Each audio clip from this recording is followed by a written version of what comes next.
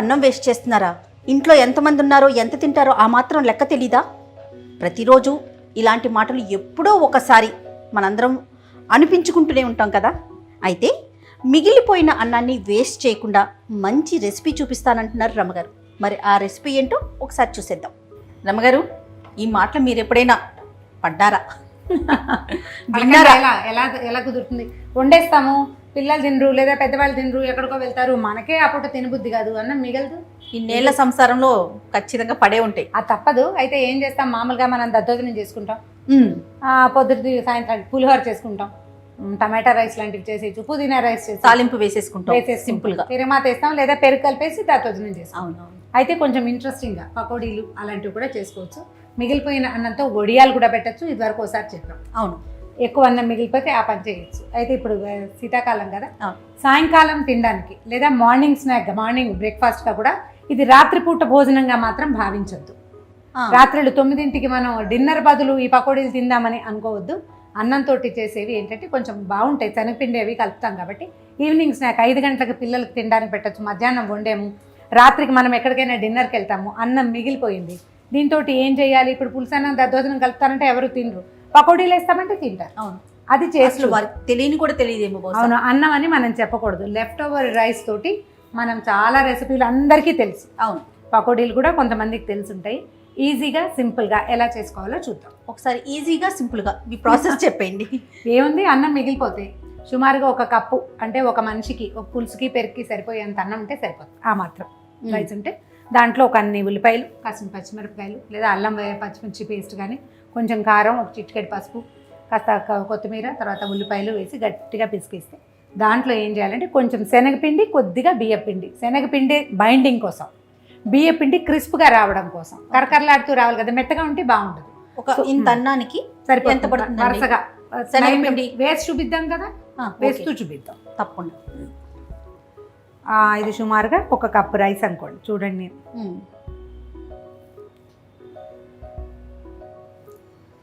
Okay, అటు ఇటుగా 1 cup rice ఇది, సరేనా? ఇందులోకి ఇంచుమించుగా 1 కప్పు శనగపిండి. కప్పు పడుతుంది వేస్తే ఎక్కువ కనిపిస్తాయి మనకి, వస్తువు కనపడాలి కదా. చూసుకోండి, శనగపిండిలో పురుగు పుట్ర లేకుండా. అవును, ఓకే. ఇప్పుడు బియ్యపిండి, శనగపిండిలో సగం వేస్తే చాలు బియ్యపిండి. జనరల్ మనం పకోడీలకి వాటికి బియ్యపిండి వేసుకుంటాం కదా. అవునవును, అట్లాగా. అన్నం ఉంది కదా రమ్మగారు, అయినా కూడా మళ్ళీ బియ్యపిండి వేసుకోవాలంటారా? మంచిదంటారా? మెత్తగా ఉంటుంది అన్నము. అదే మనం ఇవి కనుక వేస్తే కొంచెం బాగా చక్కగా వస్తుంది అన్నమాట. ఒక చిటికెడు పసుపు చాలా వెయ్యి. పసుపు సరిపోతుంది రమ్మగారు? చాలు, కొంచెం కలర్ రావడానికి. ఇది మనకి నూనెలో వేసేసరికల్లా తెల్లగాను లైట్గాను లేకుండా ఎల్లోగా అయితే కొంచెం ఈవెన్గా కలర్ వస్తుంది అనమాట. సరే, ఉప్పు కారం వేసేస్తే, ఉప్పు వేయి, ఈ మాత్రానికి 1 స్పూన్ ఇంచుమించుగా పడుతుంది అంతే. తర్వాత కొద్దిగా కారం, మనం పచ్చిమిర్చి సన్న ముక్కలు తరిగి వేసుకోవచ్చు, లేదా ఇది కూడా అంటే అల్లం పచ్చిమిర్చి ముద్దగా కూడా చేసి వేసుకోవచ్చు. కొంచెం వేద్దాం, అల్లం పచ్చిమిర్చి పేస్ట్ ఉంది చూడు, అది కూడా వేసి. ఓకే. నెక్స్ట్ ఇప్పుడు ఉల్లిపాయలు సాధ్యమైనంత సన్నటి ముక్కలు తరుక్కోండి. వీటిని ఆ చిన్న చిన్న గ్రైండర్లు ఉంటున్నాయి, ఇప్పుడు ఇలా లాగితే చక్కగా. అవునవును, అది వేస్తే ఇంకా బాగా కలిసి మనకి ఇది బైండింగ్ ముద్దగా వస్తుంది అనమాట. వేసేసి మొత్తం వేసేనా? పట్టేస్తాయి చాలు. కొత్తిమీర కూడా వేయినా రమ్మగారు? వేసేసి చాలా, ఇంకొంచెం అయినా కొద్దిగా వేయచ్చు. చాలు. కొత్తిమీర దేవుందండి, ఎక్కువైనా తక్కువైనా కూడా పెద్ద సమస్య కాదు. ఎక్కువ ఉన్నా పర్వాలేదు, ఎంత ఎక్కువ ఉన్నా కూడా బాగానే ఉంటుంది, వేగిపోతుంది. ఓకే. ఇప్పుడు చూడు, ఇది 1 రవ్వ గట్టిగా ఉంది కదా, దీంట్లో 1 చుక్క నీళ్ళు పోసుకుని కొంచెం నూనె వేసి దీన్ని బాల్స్ లాగా చేసేసుకోవాలి. అలా షేపు కొంచెం మీరు సిలిండర్ టైప్లో చేస్తూ ఉన్నారు. ఇవి మనం పకోడీ లాగా వేసుకోవచ్చు, చిన్న చిన్న బాల్స్ లాగా వేసుకోవచ్చు, పెద్ద పెద్దవి ఇంతంతవి రైస్ స్టిక్స్ లాగా చేసుకోవచ్చు. నేను స్టవ్ పెట్టేసానండి. పెట్టు. మనకి నూనె కాగే లోపల ఇవి ఏం చేయాలంటే కొద్దిగా నూనె అద్దుకుని చేస్తే నీకు చక్కగా నున్నగా షేప్ బాగా వస్తుంది అనమాట. ఓకే.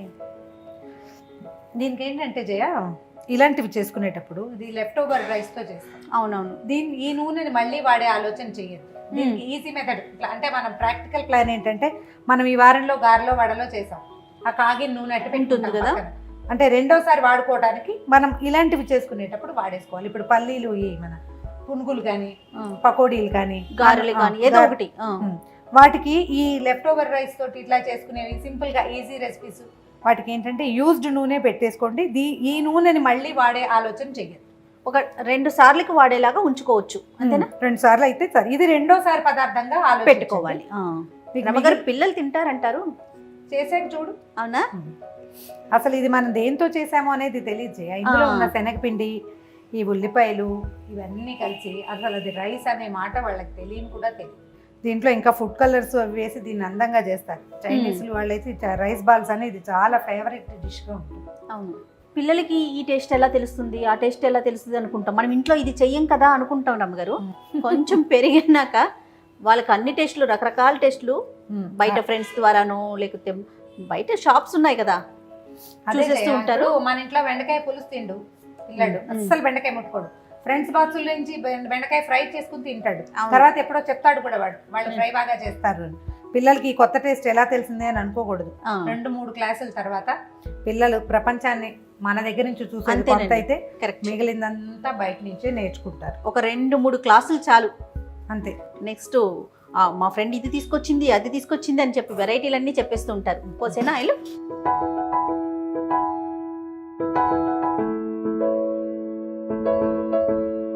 మొత్తం పోసేనండి, కొంచెం మునిగాలి కదా, సరిపోతుంది.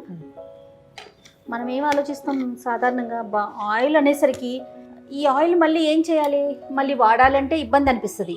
కానీ మీరు అన్నట్లు కనీసం ఒక 2 ఐటమ్స్ వరకు మొదటిది పదార్థంగా ఉంచుకోవద్దు. గారెలు కానీ పకోడీలు కానీ ఏమైనా చేసుకున్నాక ఆ వారం ఆ నూనెని మనం ఒక డబ్బాలో విడిగా పోసి పెడతాం. అవును, పెద్ద నూనె డబ్బాలో దాన్ని కలపం కదా, జ్ఞాపకంగా చేయాలి ఆ పనులు. ఏదా మనకి అవకాశం లేకపోతే దాన్ని ఏ తాలింపులకో వాడేసుకోవచ్చు. అవును, అదర్వైజ్ ఇలాంటిది ఏదైనా చిన్న ఈవినింగ్ రెసిపీ చేసుకోవచ్చు. దీంట్లోకి ఎట్లా రమ్మగా డైరెక్ట్గా తినేటివైనా ఏదైనా చట్నీ ఏమన్నా సజెస్ట్ చేస్తారా? మనం టమాటా సాసు, టమాటా పచ్చడి, చపాతీలు చేస్తుంటే నేను చేస్తా అంటావు జయ, నూనెలో వేస్తా అని ఎందుకు అనవు? భయం రమ్మగారు తీస్తా రమ్మగారు నేను. ఓకే, ఇంకొకటి కొంచెం ఈ చిట తగ్గగానే ఒక్కసారి మనకి తెలుస్తుంది వచ్చిందా ఏమొచ్చింది కనపడుతుంది. అవును, కొంచెం తొందరగానే వేగుతాయి. నూనె కూడా కొద్దిగా బాగా కాగుంది కదా, మీడియం ఫ్లేమ్ మీద చేసుకోండి చక్కగా. అంటే ఇవి ఎట్లా అంటే, ఇవి అమ్మలాగా బయట కరుగ్గా ఉంటుంది, లోపల చాలా సాఫ్ట్గా ఉంటుంది. అమ్మలు తెగ తిట్టిపోస్తారు, ఇంటికి కేకలేస్తారు, వద్దంటారు. కానీ పాప పిల్లలు మనసు తీర్చాలనే ఉంటుంది కదా ప్రతి తల్లి. అంతే కదా రమ్మగారు. తీసేనా? ఇంకొక క్షణం ఉంచుదామా, ఎందుకంటే నూనె బాగా కాగిపోయింది. దాంతో లోపల ఉడికిందో లేదో కొంచెం లోపల వేగుతుందా లేదా. ఇప్పుడు ముదురు రంగు వస్తాం, తీసేసి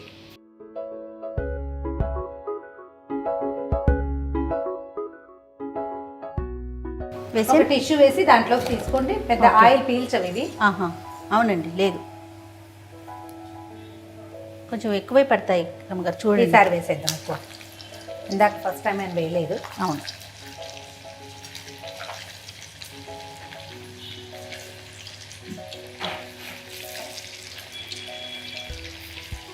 భయమైన వాళ్ళు ఈజీగా ఏం చేయొచ్చు అంటే, నేను ఇలానే చేస్తాను రమ్మగారు. అవునా? ఇలా చేయండి, ఈజీగా ఉంటుంది. ఇది ఇంకా కొంచెం చిన్నదైతే మీ మాట ఇంకా బాగా వింటాం. 2-3 వేసేసామనుకో ఒకేసారి అలాగే వెళ్ళిపోతుంది లోపలికి. ఇంకా ఆపుతారు. ఎక్కువగా కదిపేయకూడదు, కొంచెం నిదానంగా, అంటే అది డిస్టర్బ్ కాకుండా చూసుకోవాలి. అవును, విడిపోకుండా చూసుకోవాలి. ఒకవేళ మన చాయిస్ చేయ పుదీనా వాసన ఇష్టం అనుకో, వేగని ఇంకా వేగుతుంది. అంటే మొదటిసారి నీకు నూనె వేడిగా ఉండి వేగుతుంది. ఇప్పుడు కొంచెం నిదానంగా వేగుతుంది, మీడియం ఫ్లేమ్ మీద ఉంది. అవును, పుదీనా కూడా వేసుకోవచ్చు, మీ చాయిస్. ఒకవేళ మీకు శనగపిండి సూట్ కాదు అనుకుందాం, శనగపిండి అసలు సూట్ అవ్వదు, అప్పుడు మనం ఒట్టి బియ్య పిండి కూడా వేసుకోవచ్చు. ఓకే,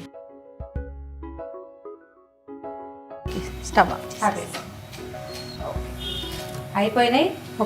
రైస్ పకోడా వేడి అయితే దీనికోసం అన్నం మిగిల్చకండి. అన్నం మిగిలిన ప్రతిసారి ఇది చేయకండి. ఇది ఏమనాలంటే ఒక అచానక్ రెసిపీ, సడన్గా చేసేసే ఒక రెసిపీ అండ్ కొత్తగా ఏదో డిఫరెంట్ ఐడియా తోటి. బట్ దీన్ని ఇలా వాడచ్చు. దీంతో గారెలు వేసుకోవచ్చు. మిగిలిపోయిన అన్నంతో దోశలు వేసే విధానం కూడా ఒకటి ఉంది. నెక్స్ట్ టైం ఎప్పుడైనా చెప్తుంటాం. తప్పకుండా అన్నం మిగిల్చేశారు అని అనిపించుకోకుండా అదే అమ్మగారు మిగిల్చొద్దు అంటున్నారు. ఆ. రైట్ అమ్మగారు, థ్యాంక్ యూ సో మచ్ అండి. థ్యాంక్ యూ జయ. ఇదండి లెఫ్ట్ ఓవర్ రైస్తో, అంటే వినటానికి కొంచెం పాష్గా అనిపిస్తుంది, కానీ మిగిలిపోయిన అన్నాన్ని వేస్ట్ చేసుకోకుండా, అన్నం పరబ్రహ్మ స్వరూపం అంటారు కదా, అందుకని అన్నాన్ని పడేయకుండా ఒకవేళ మిగిలిపోతే ఇలాంటి మంచి మంచి రెసిపీస్ చేసి ఇంట్లో ఉన్న పిల్లలకి, ఫ్యామిలీ మెంబర్స్ అందరికీ పెట్టండి. అందరితో శబాష్ అనిపించుకోండి. మీకు కూడా ఇలాంటి రెసిపీస్ ఏమన్నా ఐడియా ఉంటే ఖచ్చితంగా కామెంట్ రూపంలో మాకు తెలియచేయండి.